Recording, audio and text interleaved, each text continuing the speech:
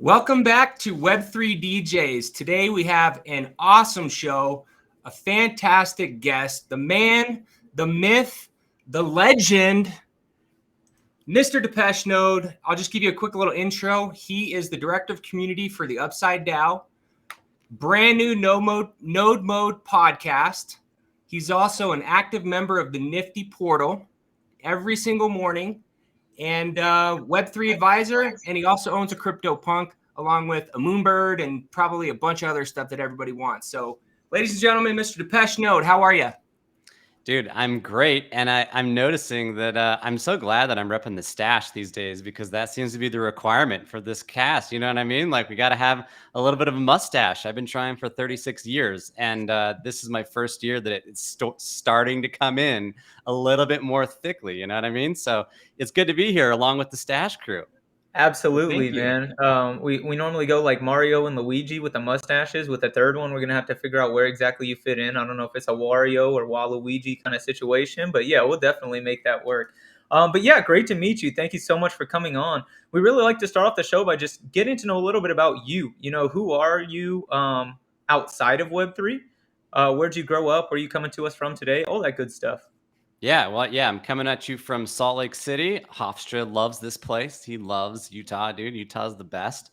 So I was actually born here in Utah, but I grew up in Jackson Hole. So I love the mountains, love being outside. And yeah, so grew up there, came back, decided to go to school down here in Utah again. So I did a bunch of schooling. Studied business at BYU, and then I got my MBA at the University of Utah because I had no idea what to do. That was sort of useless, but always good experiences. Met a couple of really cool people in the program, which was great.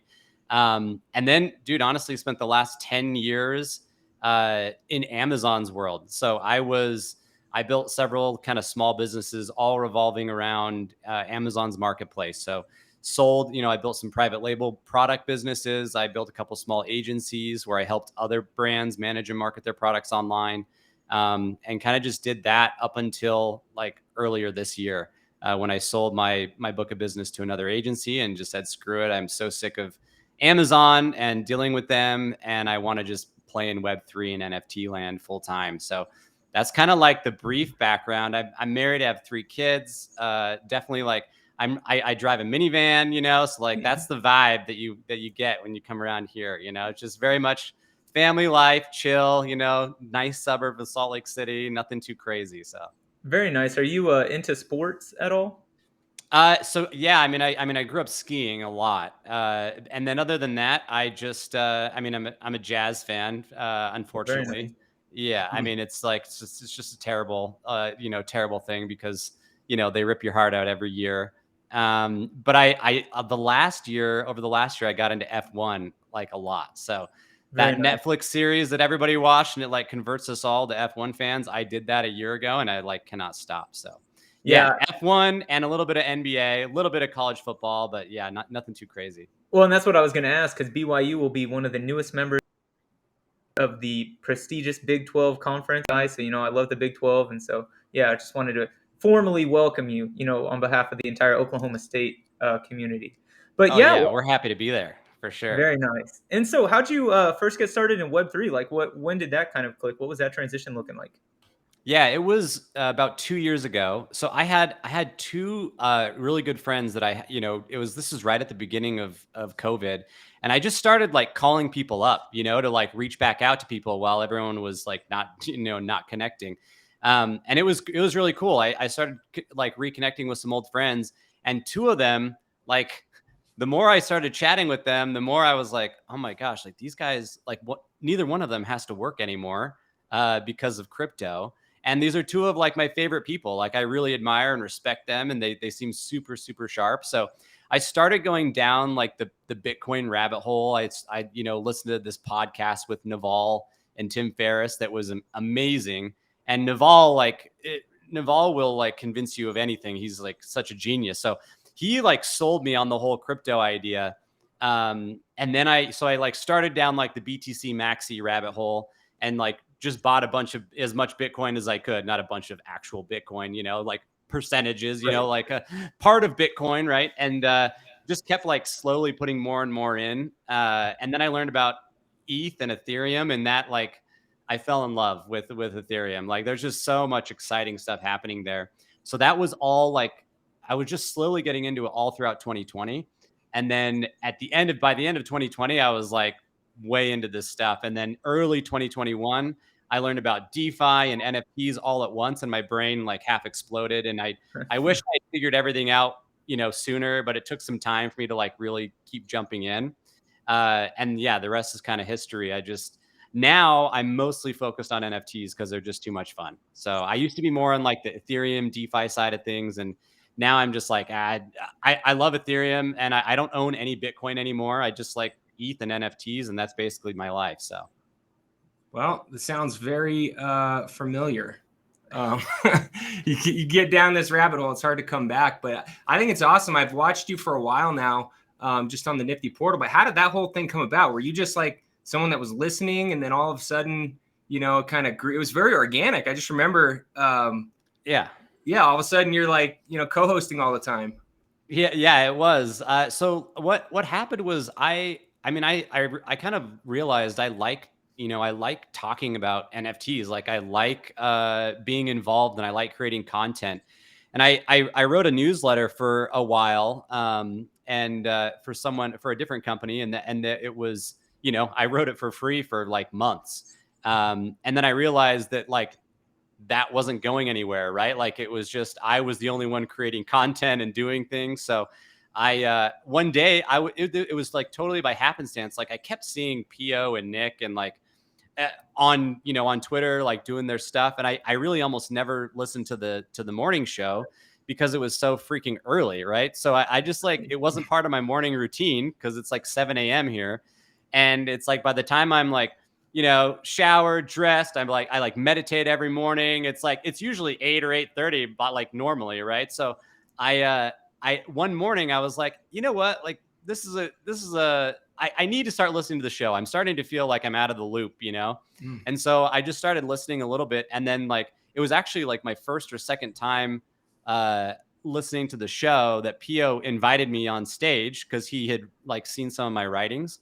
Okay. And so I was like still in bed, like literally laying in bed that morning. And he was like, asked me some stuff. And I was like, my wife's like still asleep, next to me. I'm just chatting, and it worked out well. And Pio was like, hey, like, I really liked your contributions. You want to come back? Let's like come back again tomorrow if you're interested. And so I came back again. Then he brought me up on stage again. And like, then from there it was kind of history. He was like, yeah, we want to have you around more full time. So at least part-time. So yeah, I hang out on the show as often as they let me. And, I love it. It's a good time. Those guys are so funny.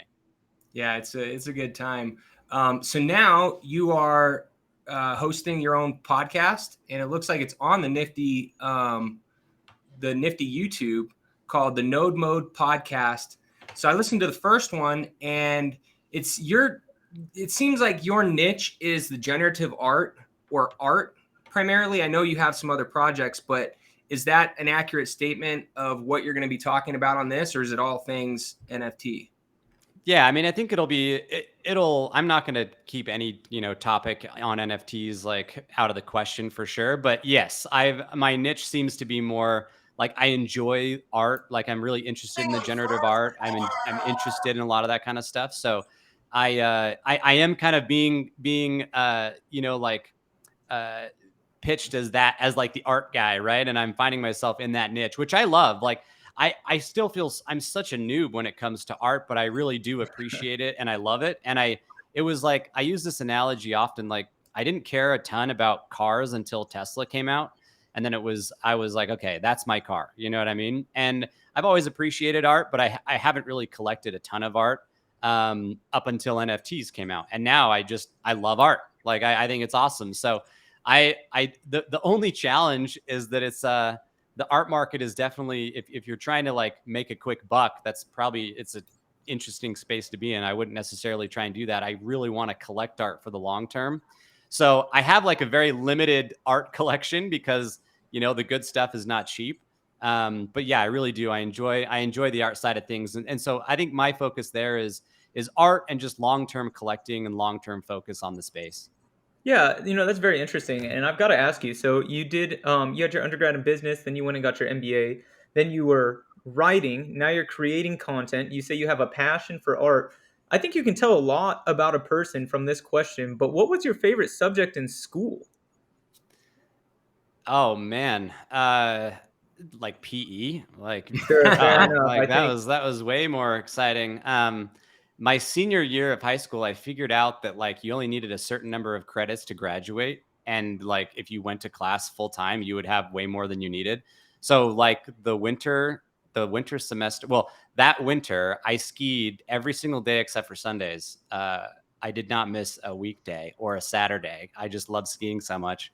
So that was my favorite subject in school, I would say. But in terms of like the business stuff, like entrepreneurship for sure. Any class that kind of talked more about small businesses or starting a business and all of that. I love anything and all things entrepreneurship for sure. That was super interesting to me. So yeah, very nice. And that goes, hand in hand with this space.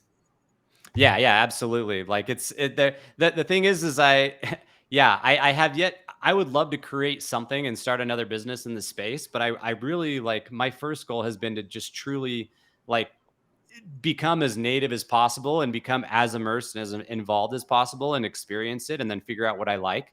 And so far, the only thing that I really know that I like is doing exactly this, which is just chatting with people, which is obviously it's a fun job. Like who doesn't want to be, Jimmy Fallon, right? Like that'd be the Right. perfect job.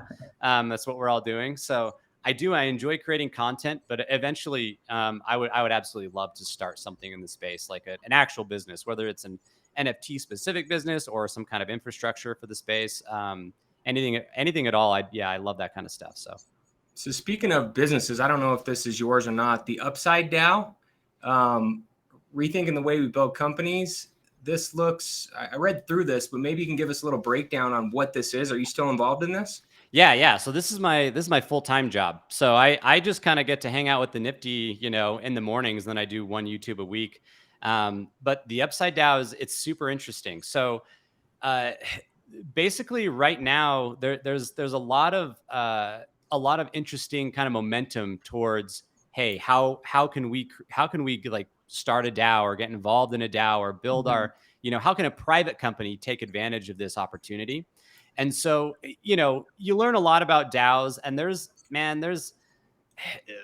no such thing as a perfectly decentralized autonomous organization, right? Like there's some level of centralization, there's some level of it not being, totally autonomic, right? It's not like totally automatic.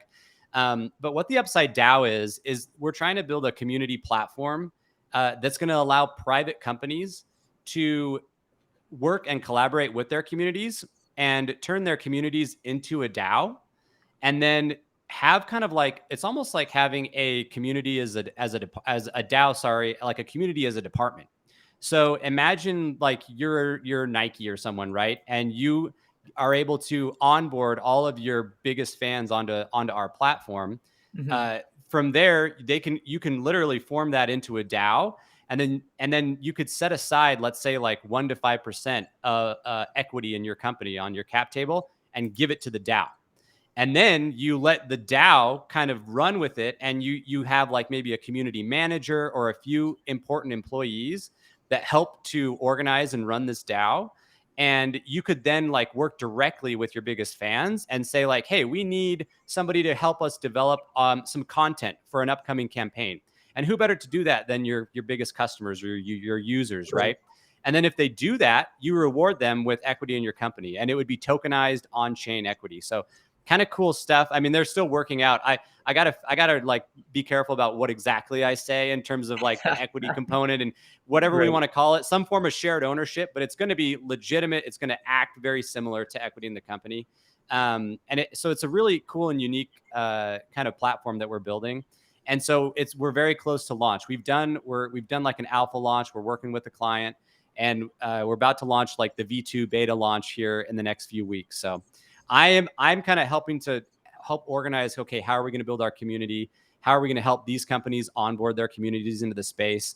And as you can see, I'm writing, a bunch of stuff on the blog and helping to create, I'm, in charge of the content for now as we kind of get things ramped up. So That's beautiful. And I can definitely see the use case for this across Web3. You know, one of the largest opportunities is onboarding new consumers or new companies to the space. And so I have to ask you, after launch, if you could onboard any private company to the Upside Down, who would it be? Like, who's kind of like your goal, the gold standard there? Oh, dang. Yeah. I mean, dude, it could be anyone. I will say this, like a really cool concept that I think would be amazing is, we've chatted with the Buy the Broncos DAO, right? And Wow. there's, they didn't end up buying the Broncos, right? But they Sure. did end up like talking to tons of different teams. And so I think it would be so cool to get like a sports team, for example, that sets aside 1% or whatever, and they maybe there's even some kind of fundraising component, right, where uh the DAO literally has to like put up some money and then they own part of the team. But I think that would be so cool to get like sports team fans as a DAO, and they actually own a small chunk of the team, and then they get to participate in different ways, right, and be more involved. So I think that would be a really interesting route, after chatting with those guys. That'd be super cool. Other than that, it's like, pick your favorite consumer brand, right? That you really like. And I would love to get some of those on the platform and kind of like work with them. So like, I actually don't even know if they're private or public, but Arc'teryx is like this, outerwear brand that they Right. make the best jackets of all time. I wear it's called their Atom Light jacket. I wear it like 250 days out of the year. I have two of them, and same color. You can probably guess what color that is. But like I would love to have a brand like them on the DAO, because then you get like, there's so many people that love like, hey, I love using your gear, I love wearing it. Like they could be involved in creating content. It could be, you could give great feedback directly to the company, right? And have these really direct conversations with people there.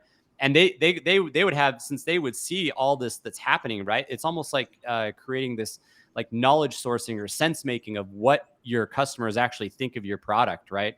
And get a lot of interesting and valuable insights that way. So I'd love to get a sports team, would be amazing, or even just like a consumer product business that of something that you use and love every day. And how did you end up getting teamed up with this group? Yeah, so it's a startup here in Salt Lake, believe it or not. So for those that are unaware, Utah's got like a vibrant tech scene. It's really great out here. There's a Yep. lot of cool stuff happening, and interestingly enough, so I created a Discord group because I was, obviously getting interested in crypto and NFTs, and I started like people that I was meeting locally, like the word just started spreading, and I started doing these lunches about every week or every other week Oh, in crypto wow. and NFTs, and so. Everybody that I met that was like interested, I just started inviting them to my Discord. So I built a little community. We've got like 150 people in it, and they're mostly from Utah, but a few people from nearby that come through. And it's all kind of NFT and crypto related. And they found me basically through that Discord, which is really cool. So they're like, "Hey, he's literally built a small community here. He loves the space. He's interested in building this." And they invited me to go meet with them, and kind of the rest was history. So That's awesome. That's really cool, as a matter of fact. So we have a segment that we like to do on this show, and it's called "Beefing on the Blockchain." And we know it's all love and all wag me vibes and that sort of thing. But it's easy to be upset in a bear market. We'll leave it at that. Is there anything that you see on the blockchain that maybe you kind of have a pet peeve with, or that it bothers you, something you'd like to call out or like to see changed? Bitcoiners, man. No, just I mean the maxis obviously are just ridiculous. And I think I do think that they're like much more detrimental than good at this point. Although, I will say a lot of them are kind of, as long as you know how to get past that like dogma, like and learn how to just say, okay, I should look into other stuff. They actually do bring a lot of people into the space. On the flip side of that, I think it's ridiculous when people talk about being blockchain agnostic. They're like, "Oh, I'm blockchain agnostic," and I'm like, "Okay, I sort of get what you're saying, but like, isn't agnosticism like just basically saying like nobody can know like if there's a god, right? Isn't that the definition of being an agnostic?" And so I'm like, okay, if you're blockchain agnostic, like literally, I don't know exactly how that applies, but it's like, okay, they're basically saying it doesn't matter what chain you're on. And I like completely beg to differ. Like it absolutely matters like what chain you decide to be on.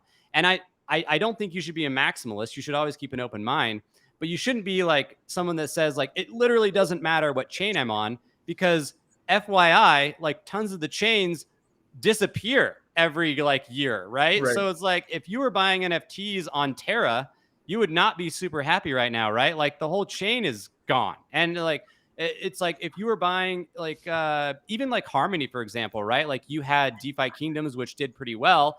And it's like if you started saying, hey, I want to start doing stuff on Harmony, like Harmony is like basically a zombie chain at this point since DeFi Kingdoms left.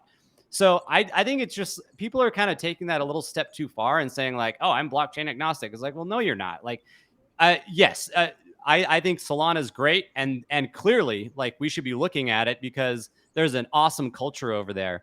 And so like for me, I'm like, no, every blockchain, like, yes, it matters which one you're on. They're not all the same. And so that is one little pet peeve, I guess I would say for me. I'm not letting Hofstra get away with it. I'm highlighting it right here. This man, it's on his Twitter profile, dude. He was trying to update it before I pulled it up, but there it is. Oh my gosh, I can't believe I literally did not even look at your. I am just roasting you like boom, boom, boom. Maybe I need to change it up. Well, see, that's the thing is like, I know what you're trying to say. It's like, look, don't get stuck on one chain. That's like really probably what you're trying to say. And I totally agree with that. But it's like, don't just say like they're all great, because they're not all great. And you need to take it off because it looks dumb. Right. It doesn't look dumb. I'm just deciding that it looks dumb today. I'm going to start this movement. You know what I mean? You know, let's go. I'm gonna Well, maybe I just need to read a dictionary and understand what the word means a little bit more, because I thought it was I'm on Tezos, Solana, Avalanche, ETH, you know, but yeah, I'm on all of them too. Like I'm not on Avalanche anymore very often, but it's like I've got a Tezos bag, I've got some stuff on Solana, I've got some stuff on ETH, obviously.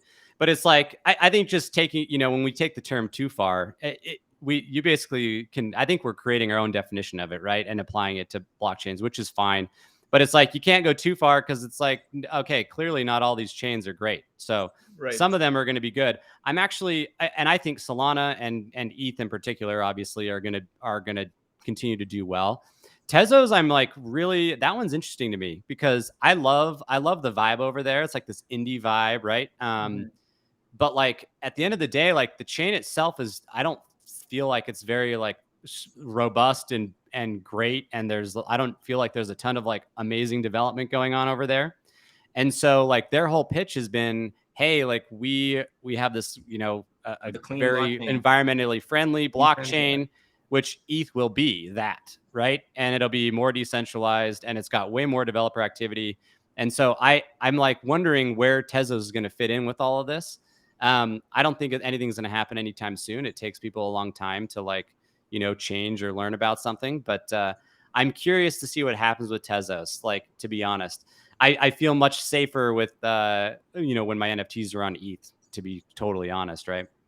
Well, and speaking of NFTs, I know you've got quite a bit of a collection. What was the first NFT you bought? And then what's your collection grown into now? I know you've got some big name ones, but give us a little background on how you started and where it's at now. Yeah, so I came in through like the Ethereum and DeFi side. So I was following, you know, you guys probably heard of me say it a million times. DC Investor is like, I basically credit him with everything, because I was way into like Bankless at the end of 2020. Yes, that's how I found DC Investor. Oh, that's awesome. His first interview. Yeah, like just like consuming so much of their content, trying to learn. And I think that's where I learned about DC, either that or just through other people on Twitter. And like DC is the one that started talking more about NFTs, and like listening to him say it, I'm like, okay, there's something here. So I definitely came at it like strictly in the beginning from an art perspective. Number one, because there was basically no PFPs back in February of 2021. You know, like there weren't, aside from CryptoPunks, which we didn't even really call them PFPs. You know what I mean? It was just like there were punks. So I was mostly just looking at all the art block stuff. And so I bought, I think my first NFT, well, technically my first NFT was this thing called Euler Beats. It's spelled, it looks like Euler Beats. And it was this like crazy. It was actually like a music NFT, believe it or not. It was like way back then. It's like this music NFT. And they had this like really weird kind of bonding curve. If you guys remember bonding curves back in the day, which were crazy, which was like, hey, the first person that buys, it costs you 0.05. The next person that buys, it costs 0.1. Then the next person that buys, it costs 0.15. But the way that Euler Beats worked is that they had a different mechanic where if you like there's always a price that you could always sell it at the price below that you bought it for, or something like that. Like if you wanted to, it was something not where you bought it for, but where the price currently was. There was always liquidity like right below that level. And so it was like you could buy it up and down, and it was this crazy game. And I lost so much money on those. But after that, my first NFT was it was called The Singularity by Hideki Tsukamoto, and that's one of the Art Blocks curated pieces, I think. And it's this really cool, like they all kind of look like a singularity, right? There's like a single point of focus, and it's like this crazy kind of cloud or aura that comes out, and it's a really beautiful piece. So that was my first NFT. And then like not long after, I mean, I just kept buying more Art Blocks pieces. And then not long after that, I think it was in March, early March or end of February, I was like, okay, if there's anything is going to make it through all this, it's going to be a punk. So I just bought a punk. And around the same time, I happened to buy a ringer, which was awesome. Like, so the ringer I bought it when it was at 4 ETH, which was probably one of my best buys. And then my punk I bought for 24 and like, spent a crap ton of my ETH on that thing. But, glad to have it. I love that I have it. Could I have been much more effective with my ETH? Sure. But it's like, it's just hard. I'm not like a great like day trader or flipper. I like just to hold things longer term if I can. So what are you looking at now? Anything? Yeah. Like, dude, get me on that freaking Ute list, man. It's like, that's the only guarantee I see at the exact moment. It's like the Utes are going to just dominate. How do you find out if you're on the list now, since everything got pulled? Like you just get like an email? Yeah, well, I have no idea. I think everybody got reinstated. So I think all the Twitter accounts are back up and running. You can log into their site and check your status, and it'll just say under review. But I think there's a lot of momentum there on Solana. I'm curious to see what happens. I over the last I would say the last year in particular, right? I got totally swept up in just all the crazes, right? So all the PFP stuff, pixel vaults, a lot of these things that were just really going nuts. And so I kind of in the last few months, I've been trimming down a lot of that stuff. And I find myself left with a couple like very much utility PFP or utility NFTs. And I want to keep collecting more art. Like that's what I'm coming back to. Like in the last few days, like the last few weeks, I would say, I've been placing bids on Meridians and on Memories of Chi Lin. Those are like, and on Anti-Cyclones, I think I placed a couple bids. Those are 3 different generative sets that I think those are like, they're all just absolutely stunning and beautiful. And nobody's accepted my bids. So I'm obviously being too cheap, right? I was hoping there was going to be somebody that would paper hand them, but I own 1 Memories of Chi Lin. That's my absolute favorite collection by Emily Z. It's absolutely beautiful. And I want to own a lot more of that collection, I would say. Can you share my screen? Is this Meridian by Matt? Yeah. His last name. So this is one of them? Yeah, Matt Deloria. Yeah. That's Meridian right there. And what were the other ones that you were talking about? Yeah, the other one's Memories of Chi Lin, and it's Memories of, and then QI, that one right there. Yep.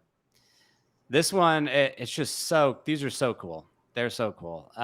Absolutely gorgeous. And the colors on some of these as you go down a little bit more are just like awesome. Like I love the red ones and the blue ones. I just think like having a print of these would look so rad. And even like these in particular, I think would look really well if you placed 3 together, right? Like a triptych and had them all together.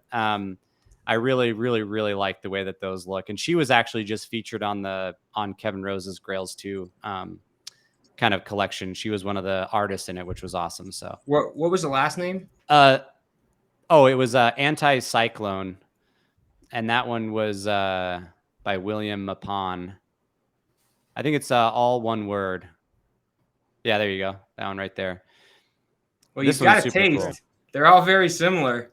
Yeah, I think you're right, huh? Like, yeah, they've got it's like Like it's a the little bit. abstract wavy lines. Yeah. I must be a sucker for that kind of stuff, for sure. In contrast, I do love ringers. I just can't afford one anymore, right? So that's the challenge. Is there? Those are all like I don't even know what the floor is right now. Is it 40 or 50, 60 ETH? It's 53. 53. Yeah, so that's a little bit out of the price range, you know. But these are awesome, and I think ringers are such a cool collection because they like the art itself helps you to explain what generative art is, and he did like such an amazing job like with this. It's like it's such a simple concept of saying, hey, what if we took a peg, right, and created this variable. It's like you wrap a string around pegs and think about all the bajillion different ways that you could do that. Yeah. And I'm going to show you how that works with generative art and randomization and all of that. And like they look so simple, but they look awesome in my opinion. Like they're super cool. So especially, So I wish I could have gotten more, but. So I've got a question. So I've been buying in real life art probably for 20 years now. And I like a certain style. It was street art, right? And then it kind of grew up and now you've got this more contemporary new art. What I've learned though is art is very in vogue than out of vogue. So a lot of the artists that I like are young and they're maybe early mid-career. And everyone that I know that is a large art investor, or most of them, only buy dead artists because they have a history. Now, maybe it's sped up on this because you have trading history and you can see, a little bit more. But taking shots on some of these new arts, like it might be cool now, and then 2 years, a lot of people might not like it. And so I think it's even riskier, being that there's so many people in the NFT space, and anybody can throw up something. And we've seen it last year. Everybody was like, crazy about NFTs. This year, it's already, it's died down a lot. But do you ever get concerned that, some of these early artists you're spending this kind of money are going to maintain over the next, or would you just get out if it started dipping enough? Yeah, I mean, no, that's a totally valid point. Like, it's something that I think everybody should think about, which is like, okay, the space is 2 years old, like in reality. So that's why, I mean, I'm gonna probably hold my ringer for a while. I don't see I've held it for over a year already, so that's why I think absolutely it's totally risky. But at the end of the day, like if you like collecting it and you like owning it because of the art itself, like that's great. And so it is much less of a, hey, I want to try and be a flipper, and more like long-term collector. But your point is totally valid, and I don't have a good answer other than to say that like these artists, and like you take ringers in particular, and anybody really that launched in the last little while, that where there seems to be like there's been some people coalescing around these names to be like, hey, we really feel like this is a solid artist. Like some of these are going to definitely be historical, right? So that's why I got the CryptoPunk, because the CryptoPunk, no matter what happens, For sure. it's like I consider it art, and it is historical. Like no matter what happens from this point out, if everything dies away, like it's like, well, CryptoPunks kicked off this like whole revolution. It doesn't matter what the absolute first thing was. It was like, this was the first relevant project that blew up all PFPs, and like everything took inspiration from it. So I think in a similar vein, like some of these early artists that have kind of pushed forward generative art and really tried to get the movement going, like some of them are absolutely going to be, big deals, and they already are. But you're not wrong. It's like, well, how many artists are there in the world, right? If you were to try and collect any kind of art, there's just so many. And, so much of it depends on, factors that aren't necessarily about the art, right? There's who are the people that are buying them, right? And the provenance. Who are promoting them. Yes. And promoting What's them. the provenance, all of that. Who's blessing them, right? Like, and like, I'm reading this book, the $12 million Stuffed Shark, which I've been reading forever, and I need to finish it.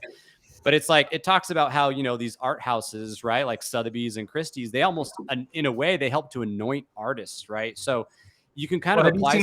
Have you seen the story on the fraud and the insider trading on some of these? Yeah, I mean, that's what's so interesting, right? Is like people think that NFTs like are weird that way, but it's like, dude, no.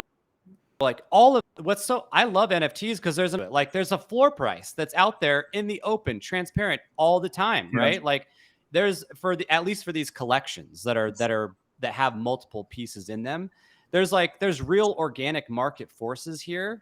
And in the traditional art world, you know what I mean? Like the difference between something going for 1 million and 10 million might just be the art dealer's ability to sell it. You know what I mean? Which is cool. Mm-hmm. Like, great, good on them.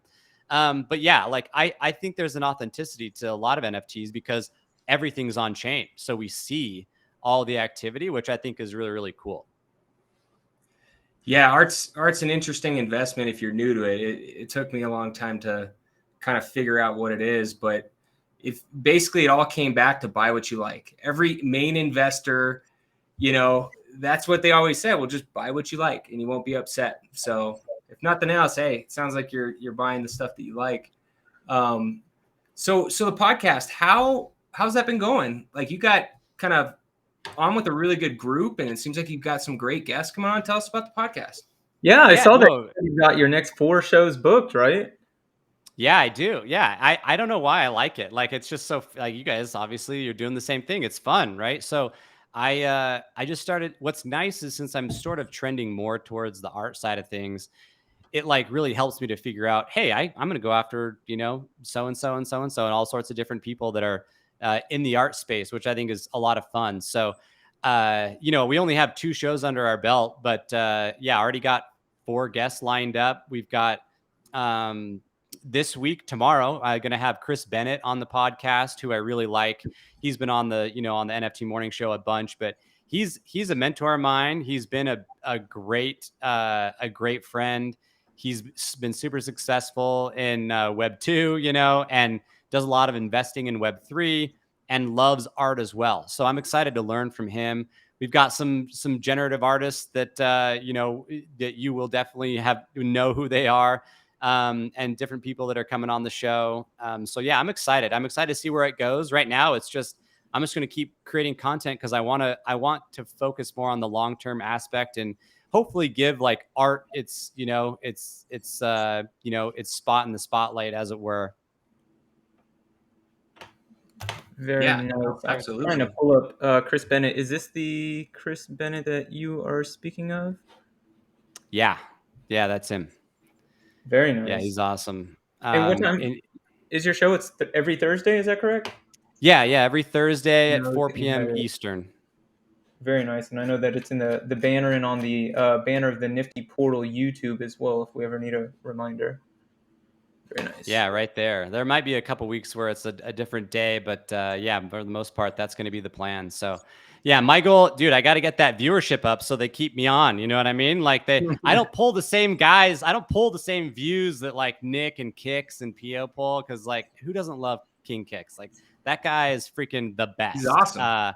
He is like number one. He makes me so happy every time you hear him or you see it. You're just like, that guy is awesome. So somebody asked me the other day on Twitter, they were like, hey, how are your numbers? I'm like, well, they're not great compared to those guys, but for me, they're great. Like I'm totally stoked with how things are going so far.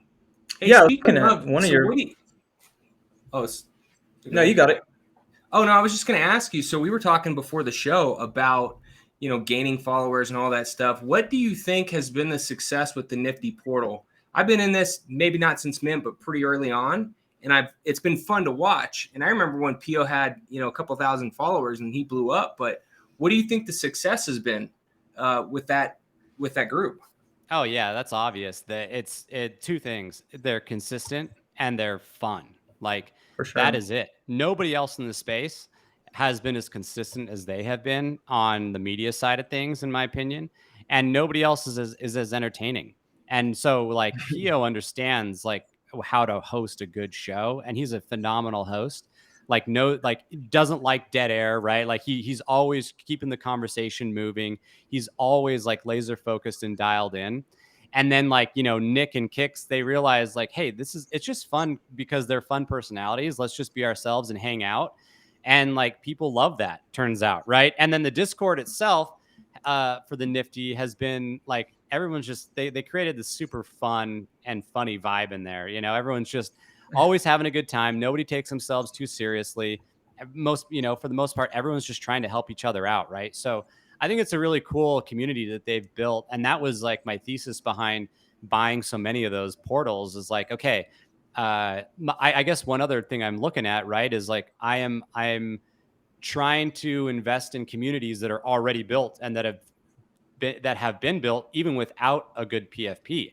So the Nifty Portal is one, right? Like the Zen Academy is another that I think is really interesting because I really like Zeneca. I like his style. I like his philosophies. And he's going to launch a PFP collection. So I like this idea of companies that have built communities and they have like an ERC 1155 token that's like, hey, here's your membership pass, but they want to build it into something bigger. So I really like that. Yeah, I agree, definitely. And I was taking some notes there because I think that is actually like the key. They are fun. Obviously, the consistency, that's going to do its thing. But like having fun in this space, I think that's kind of like what it's still all about. Of course, we all want to make our bags and increase our fiscal worth, grow our portfolio. But to have fun, especially at 8 a.m. in the morning on Monday, Tuesday, Wednesday, third, hard to beat that. That's how you build a habit forming product, right, and keep people coming back. Yeah, they're entertaining, and they get that if you're not entertaining, it's the same thing with public speaking, right? If you're not entertaining, nobody cares.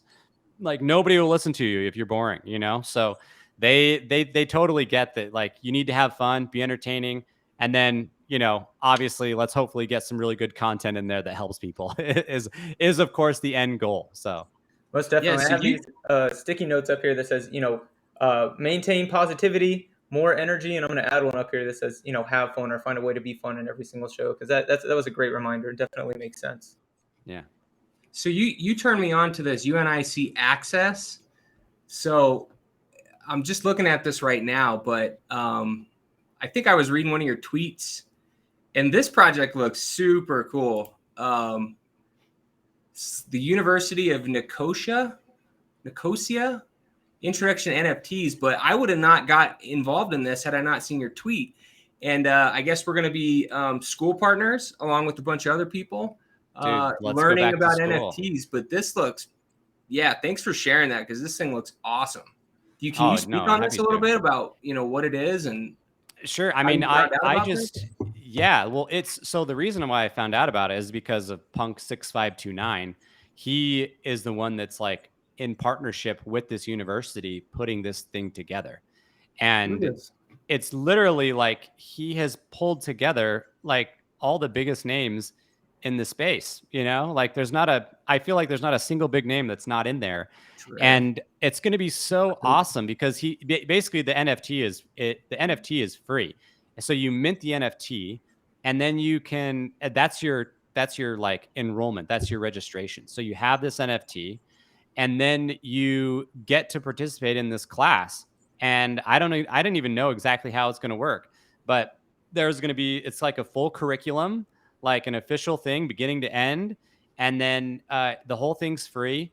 If you want to get like an official certification, I think it costs some ETH. But like, I think this is so cool because it's elevating the space in so many different ways, like beyond just, people flipping things and gambling away their money to like, hey, what are we really building here? Like what's being built and where can we go with this? And I think it's just amazing. Like you look at the amount of effort that he put into this, it's going to legitimize. I think it's just going to help legitimize the space and hopefully get a lot of, people into it that are like really top quality people, right? That want to learn and want to take like this good course. So I'm excited. I mean, you look at some of those names, it's like the top generative artists. They've got like Balaji on there. You know what I mean? Like everybody's there. People like, dude, you name it. Kevin Gargamel, Kevin Rose, like, who's, everybody that you'd want to hear from, they're there. So I think it's going to be amazing. And we now have 4 really females. awesome. There's 4 females now. There's only one. I heard the backlash. So that is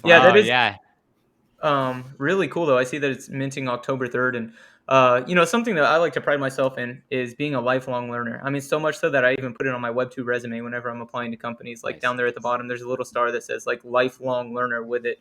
And I think that that's really important, especially in a space like this that's so early, that's, evolving rapidly. We always say that 1 week is like 1 year. I feel like everybody said that at least at one point in their NFT Yeah. career, their Web3 journey. And so I got to ask you, you're seem like a learned scholar, like you know a lot about the space. You carry yourself very well. What's the last thing that you've learned in NFTs or Web3? Like the last lesson or last kind of like insight that you learned? Oh man, that's a good question. I think like I wrote a post at the beginning of the year about like 7 lessons that I learned, kind of mostly about like the cycle. But recently, I would say, the only thing I would, the biggest lesson that I've learned is that I should have taken profits. All right. Like that is the biggest lesson that I've learned.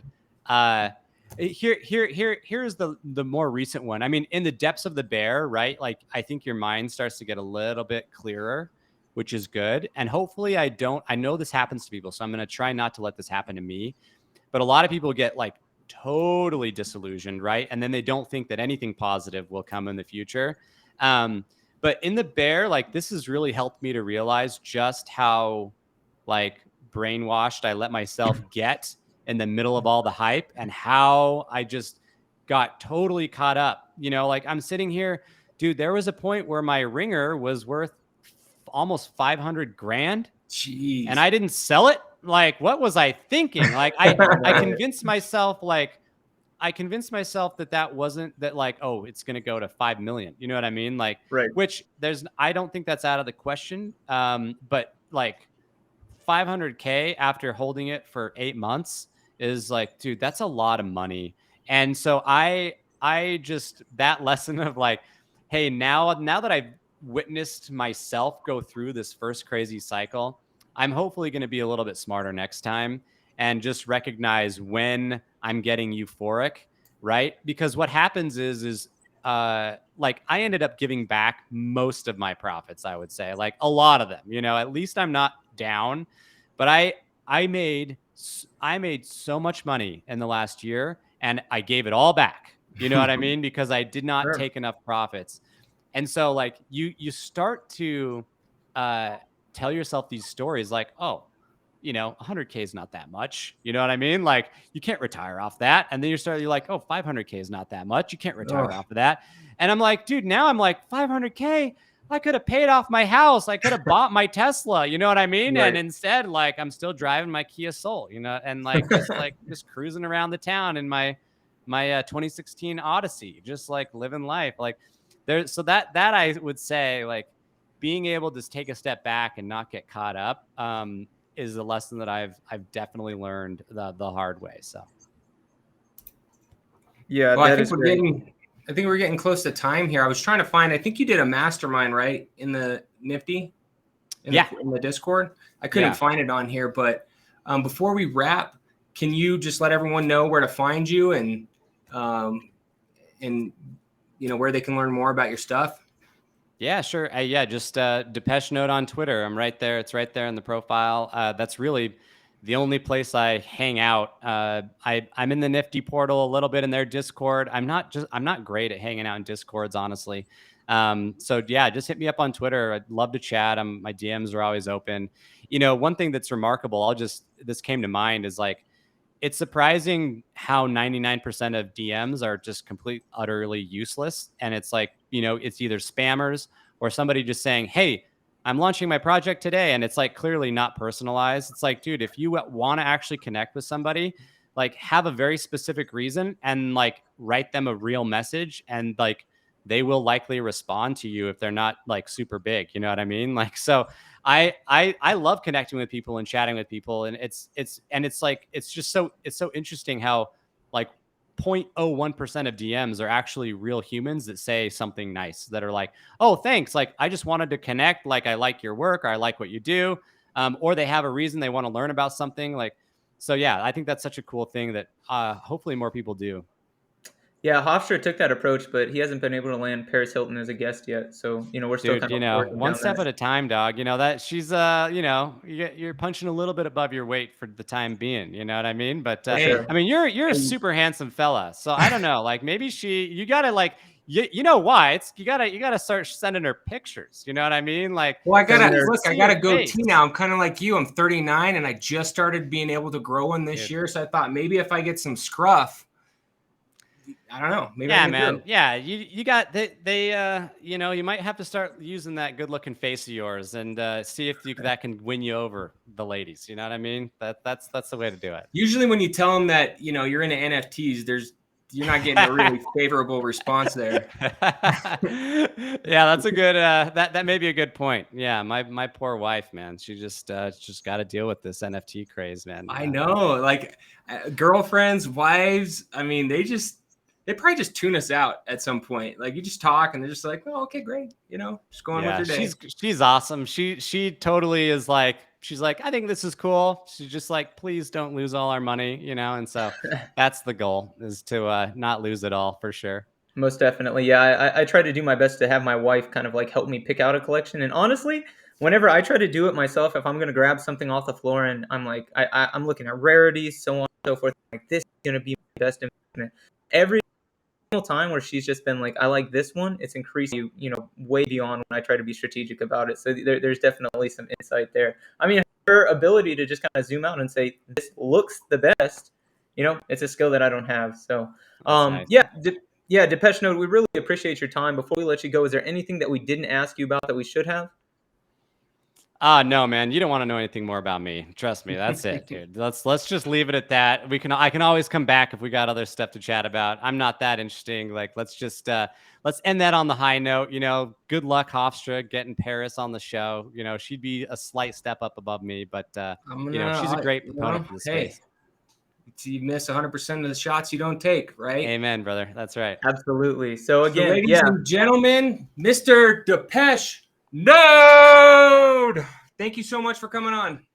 yeah. Thank Make you sure you guys. guys like, comment, and subscribe. And check out both of our stuff. The link to all of Depeche Node's information will be in our description. So until next See you time, later. peace.